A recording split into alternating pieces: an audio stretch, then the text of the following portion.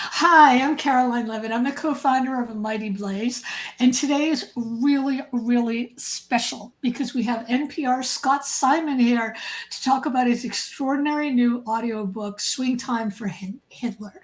Before I introduce the book and talk with Scott, I have to say a few things. First of all, we're going to be providing a link where you can buy the audiobook. If you have questions, please put them in the chat.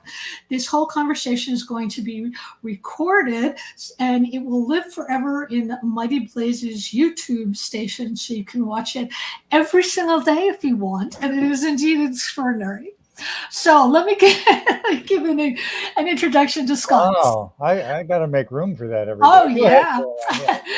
Scott Simon is one of America's most admired writers and broadcasters. He's the host of Weekend Edition Saturday, and he's one of the hosts of NPR's morning news podcast, Up First. And he also talks with writers and about books on Twitter on Open Book. He's reported from all 50 states, 5 continents, 10 wars. His books have chronicled characters and more characters in war and peace, sports and art, tragedy and comedy. Weekend Edition Saturday has been called by the Washington Post the most literate, witty, moving, and just plain interesting news show on the dial. Simon has won every major award in broadcasting, including the Peabody, the Emmy, the Columbia DuPont, the Ohio State Award, the Robert F. Kennedy Journalism Award, and the Sidney Hillman Award. He received the Presidential End Hunger Award for his coverage of the Ethiopian Civil War and famine, and a special citation from the Peabody Awards for his weekly essays, which were cited as consistently thoughtful, graceful, and challenging. He has also received the Barry M. Goldwater Award from the Human Rights Fund. Simon has hosted a zillion and one television specials, including PBS's State of Mind, Voices of Vision, and Need to Know. He co-anchored PBS's Millennium 2000 coverage in concert with the BBC, and he has co-hosted the televised Columbia DuPont Awards. He became familiar to viewers in Great Britain as host of the continuing BBC series Eyewitness and a special on the White House press corps. Simon has contributed articles everywhere. The New York Times. I'm beginning to nod off now, Caroline. I don't know about you. No. These are all like incredible accolades, and we all need and want to hear them. Simon is the author of Home and Away, Memoir of a Fan. His novel Pretty Birds, with the story of 2 teenage girls in Sarajevo during the siege, received rave reviews.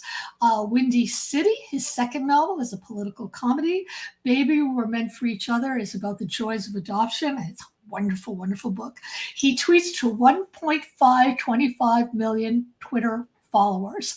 And when he did that from his mother's bedside, it inspired his New York Times bestseller, Unforgettable, A Son, a Mother, and the Lessons of a Lifetime. He also wrote Just Getting Started with the amazing, wonderful Tony Bennett. He's the author of My Cubs, a love story. I think, Scott, you've said that when you bleed Chicago Cubs blue. Exactly, which is kind of the shade I'm wearing now. So I'm finishing up the intro. I also want to say that Scott's whole family is absolutely wonderful, and that includes Daisy, his haiku-loving dog. He himself is hilariously funny, and I was lucky enough to become friends with him because of my ridiculously unfunny What Would You Rather games. I insisted that he play with me on Twitter. Was that funny? Oh my God, I thought that was a serious philosophical inquiry, Caroline. So let's introduce Swingtime for Hitler. It's not just an audiobook. It's a totally immersive and astounding experience. Nazi Germany might have considered blues and jazz the degenerate creations of the people they most detested and wanted to destroy, which include Jews and blacks. But astonishingly, the Nazis grabbed onto the music that these people created, and most people loved swing and blues, rewriting the songs for a more nefarious purpose, to spread horrifying propaganda and destroy morale. They changed the pure pleasure of music to poison. The audiobook, which is wonderfully narrated by Scott, is also threaded through with original radio excerpts and the subverted songs. And warning, these songs are offensive. And while this audiobook is a revelation, it's also truly profound. If you didn't know it was true, you wouldn't believe it. It's gotten rave reviews, and I just want to say, Scott, welcome. I'm so thrilled to have you here. Thank you. I'm thrilled to be here. Okay, so I wanted to. Sorry, that was me. That was me and his potential spam. So let me. Okay, what I want to know is, where did you first find this? Like, what was your research like? Where did you first hear these terrible tunes? You know, it was a number of years ago. I was researching, doing some research on my Sarajevo novel, Pretty Birds, and I was in the Imperial War Museum in Britain because, of course, I'd been in Sarajevo during the siege, and I would hear Serbian state radio broadcast in the morning. Every morning, they would have loudspeakers that would blast it over the divide in the city. And, you know, I had been taking imperfect notes and I wanted to hear more about it. So I was at the Imperial War Museum and I was trying to find out more about that and see if they had any recordings of the broadcasts. And I'm afraid it was hiding in plain sight. I came across a CD of these songs, about 21 and a half songs that were recorded for Charlie and his orchestra. Now, I should explain, you know, recording technology was very primitive for most of World War II. In fact, it was developed by the Germans towards the end of the war. And so people did not routinely record things because it had to be, you know, wax cylinders or wire recorders or something like that. British intelligence was interested in the songs because they assumed songs this, you know, openly racist and contemptuous and witless the lyrics must be sending signals to German spies in Great Britain, which apparently turned out not to be the case. But even then, it was easier to have somebody sit there and take down a transcription in shorthand and have it available immediately. So only 21 and a half of the songs were recorded, and they were utterly fascinating. If it weren't for British intelligence recording them, we wouldn't have any recordings, and they were repellent and appalling. Difficult to stop listening to. I mean, for one thing, you know, the music is very well done. They had very good jazz musicians in Berlin, certainly, you know, before the war. And they knew the music and hadn't had a chance to play it. So the musicianship is very good. Secondly, the lyrics, while appalling, are absolutely fascinating examples of what was going on in the world at that particular point. And you know, what I think particularly fascinated me, among so many other, I mean, look, they're tuneful and easy to dance to. I will explain. Right. This past summer, my wife is French, as you know, and walking along the beach in Normandy with our French poodle Daisy. And Normandy Beach of all things, and I am beginning to hum one of the songs in Charlie and his orchestra, in which the refrain is German submarines, you know, while all the ships are always blinking. And I'm going, you know, German submarines. And Caroline, my wife Caroline, looks at me and goes, bloody hell, are you singing what I think you're singing? It just came to me, you know, so there is something absolutely that draws you in about the music because of the professional quality with which it's done, but also the appalling nature of the lyrics. And no doubt about it, it is like a time capsule. And so they never said, coming from Berlin, they never said, this is Nazi propaganda. What Charlie and his orchestra, the people who did it, and it was Dr. Goebbels' idea, you know, because although they loathed jazz and swing music as degenerate culture and the product of Jews and blacks, and queers for that matter, which is not the term they used at that particular time. But although they absolutely loathed it and reviled it, I think they also sensed that if they were going to reach an audience in the West, it couldn't be just, you know, one Adolf Hitler speech after another. They were trying to speak to the audience they thought it existed. And this is where it gets uncomfortable. there had been a lot of anti-Semitism. There had been a lot of isolationist sentiment in the United States and in Great Britain before the war. Right. And they seemed to feel that if they could just tickle that, gin it up a little bit, they would find sympathetic ears in the United States and Britain, and they could undercut the war effort that way. How did they quantify whether this was working? How could they tell? Well, thank God you didn't have clicks in those days. Right. So Right. you couldn't do that. In a peculiar way, and I think this happens in bureaucracies.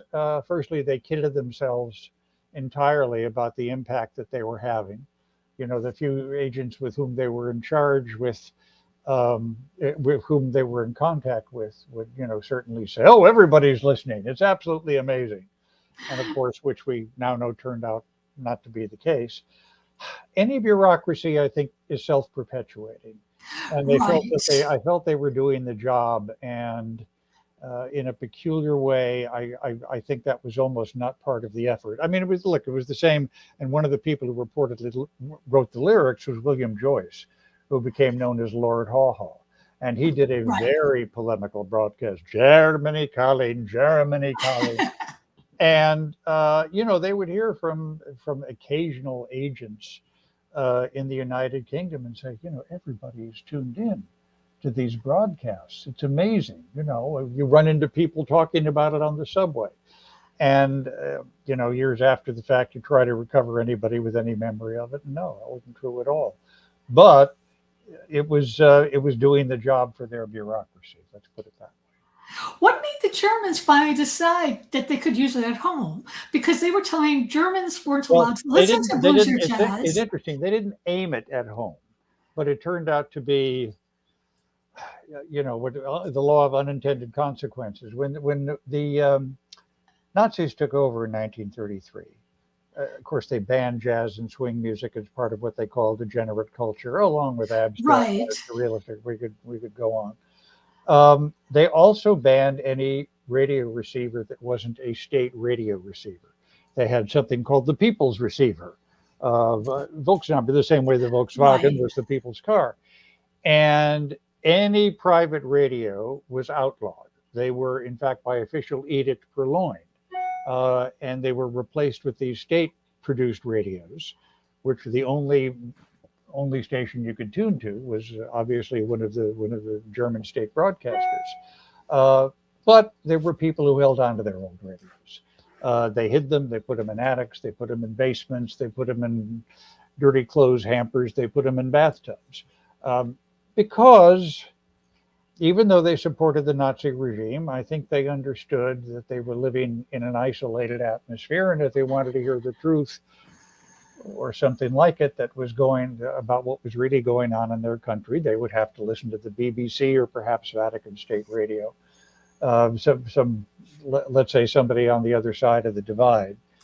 And they, I think they also listened to Charlie and his orchestra because they missed the music.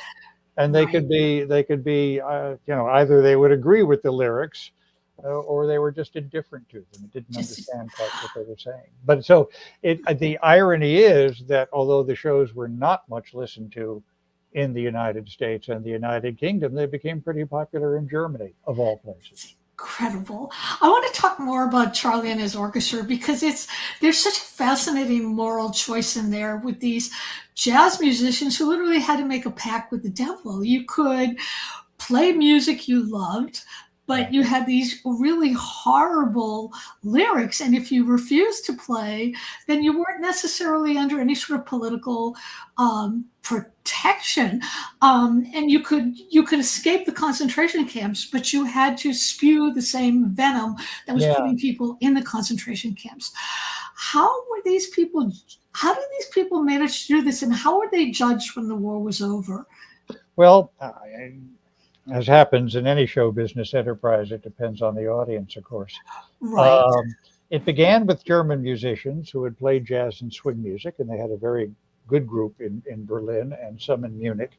And it was the remnants of what was called the Lutz Templin Orchestra. Lutz Templin, for reasons I haven't been able to uncover, his nickname was Stumpy. But you just sense there's a story there, but I don't know it. In any event, Okay. this was an orchestra who had overthrown their leader, who was Jewish, because they sensed that they weren't going to get a lot of business that way. They wound up playing at the 1936 Munich Olympics. They were the initial orchestra that Dr. Goebbels drafted to be able to play the Charlie and his orchestra presentations. So they were accomplished German musicians who had not been able to play jazz and swing, Right. most comfortable music. And, you know, in the early days of the war, it was kind of a choice between playing jazz or going to the Russian front, Right. Right. or going to prison. And, you know, I try not to, you have, look, if I might, people like you and me wouldn't have had a choice in Nazi Germany, right? Right. That's right. That's right. You do what you do to survive. But, you know, for people who weren't Jewish, they certainly, the choice they had was marginal. And if they'd said no, they would have been, it's hard to say exactly, but they would have probably been put into a camp themselves or sent to the Russian front. And so they played the music. And as the war went on, of course, the German draft expanded and more of their musicians actually did go into the army. And that's when they began to get people from the camps. According to Evelyn Kunica, who was one of the vocalists who sang with the orchestra.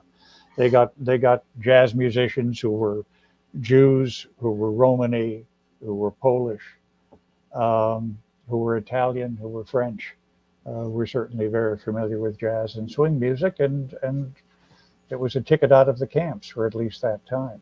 Now, as to what happened to them after the war, you have to remember Germany was a country that was in retreat internally as well as Right. externally.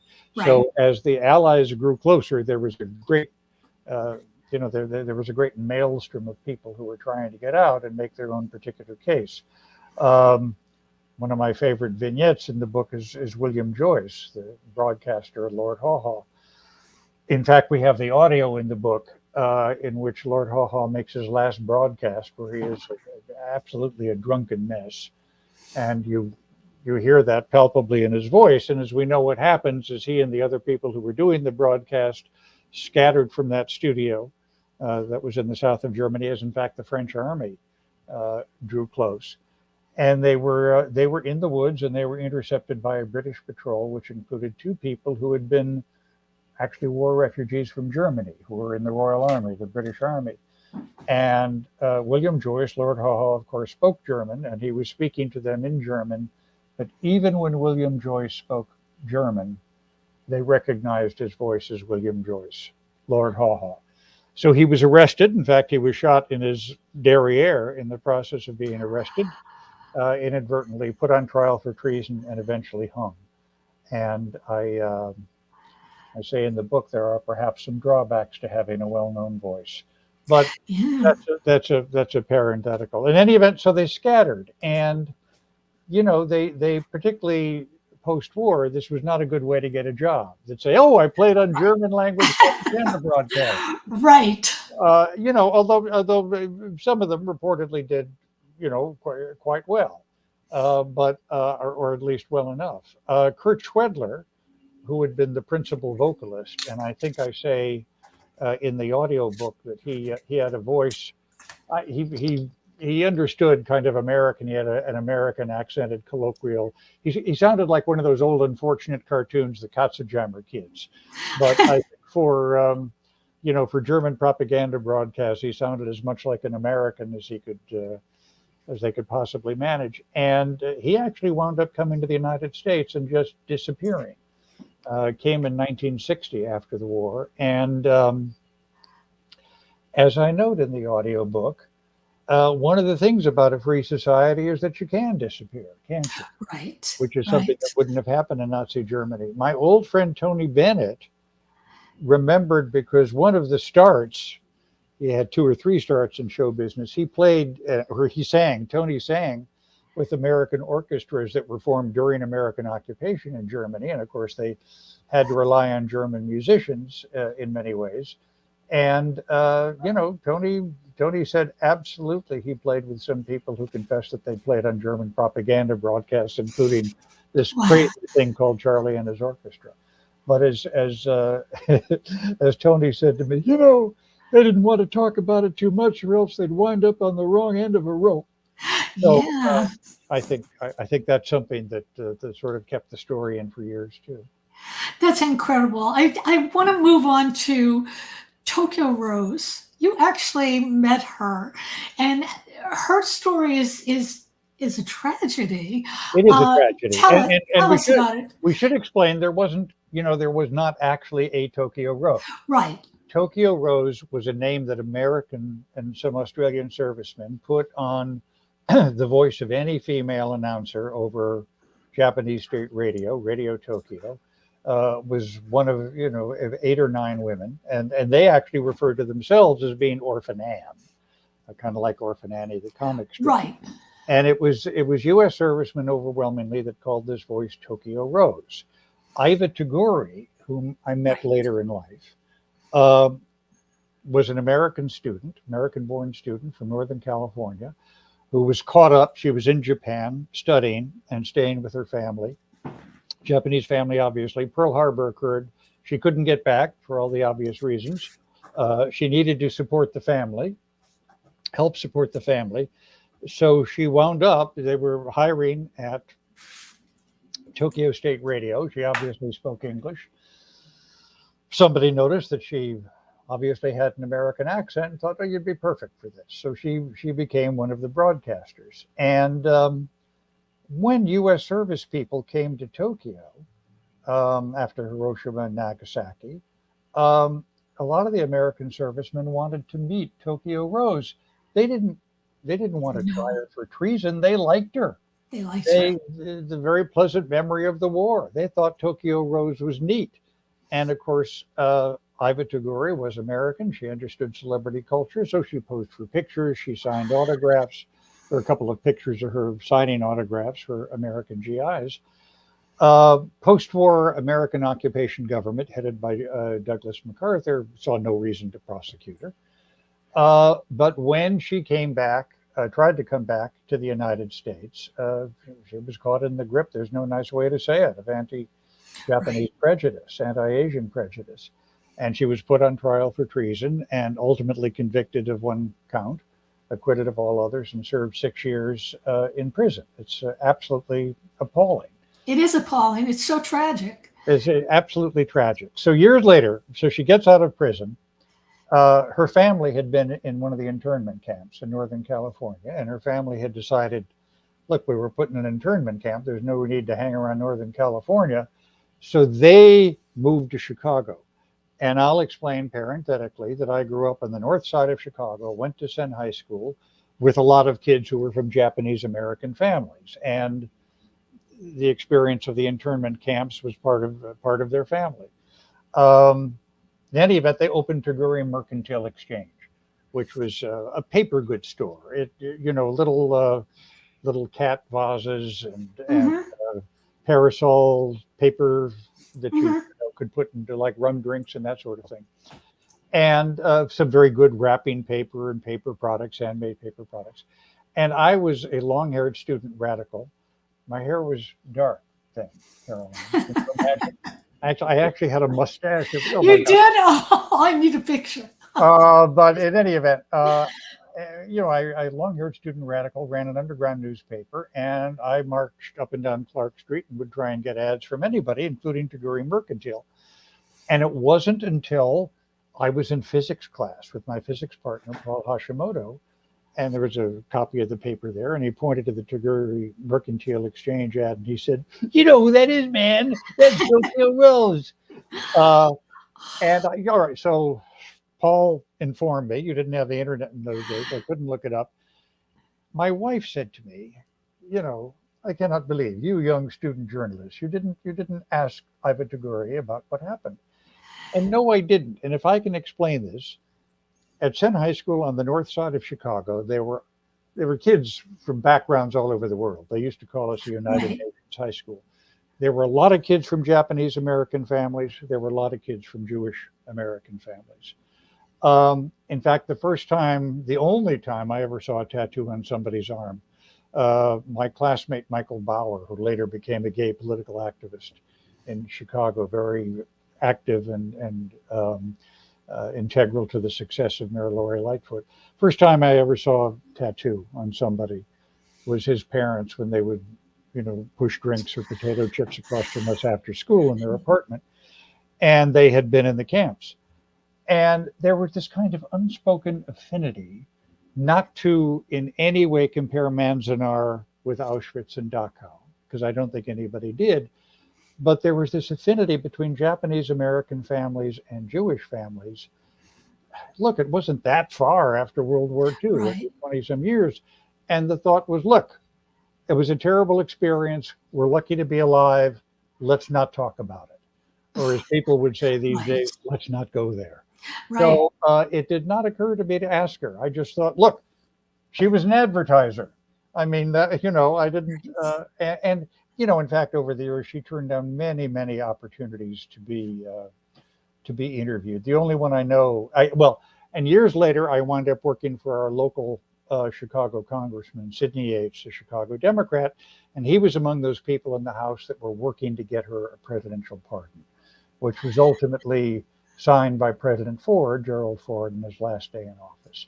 So I embroidered terrifically as to the closeness of my relationship with Ivor and Congressman Yates, God bless him, appointed me his special delegate to community meetings at the Buddhist Temple of Chicago on Leland Avenue to represent him when they would have these meetings about the pardon movement.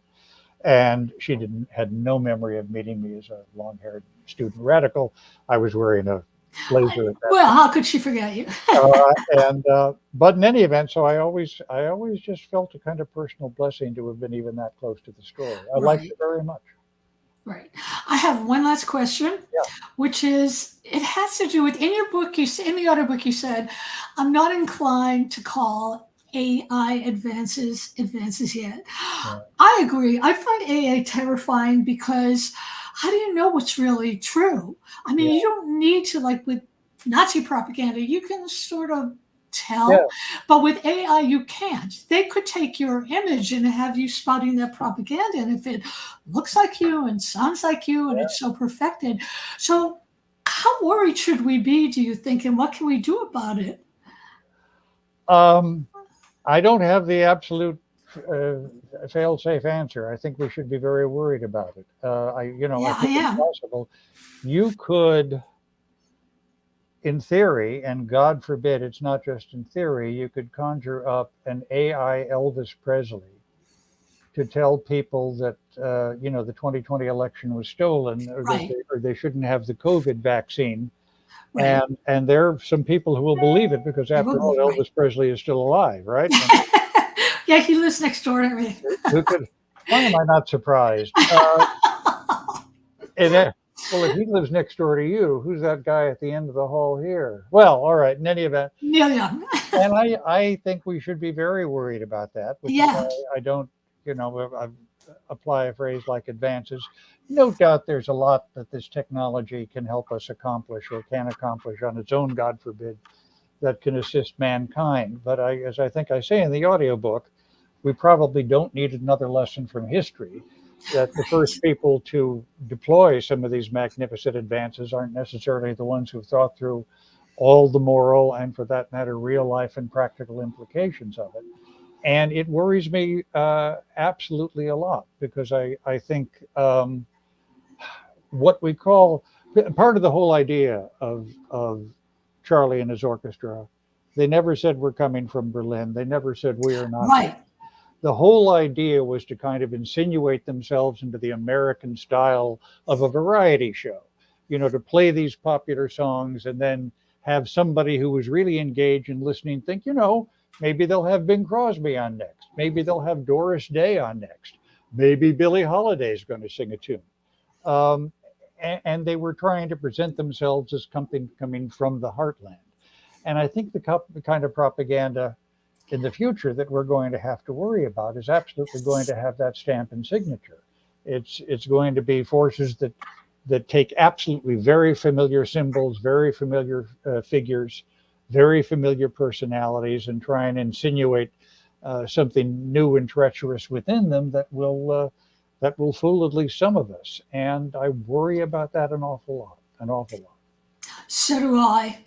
Well, we need to stop now, or the powers that be at NPR will come after me because they said we had to stop at 2:30.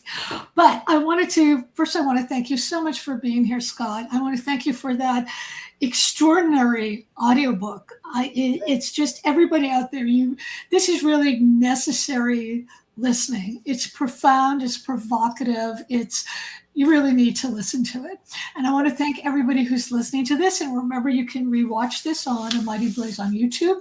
And I want to thank our strategist, Mark Cecil, for just being so all around wonderful. Thank you so much, Scott. This was My just pleasure. incredible. It was great to be with you. And I'm very passionate talking about this because I do think this is one of the great, until now, relatively untold stories of history that we can uncover and learn from. And I mean, I hate to say it. I mean, it's interesting. It's telling. We should learn something from it. It's also something that is very enjoyable to learn, and Yes. something that's very instructive. And I think it's the kind of it's a story that stays with you. So I'm so glad I finally got the chance to tell it. And again, the audiobook has snips of recordings, news briefs. It's just an experience to listen to it. So thank you all. Thank you so much, Scott. My I'll see you pleasure. on Twitter. Say hello to the family. I will. God bless. Take care. Bye-bye.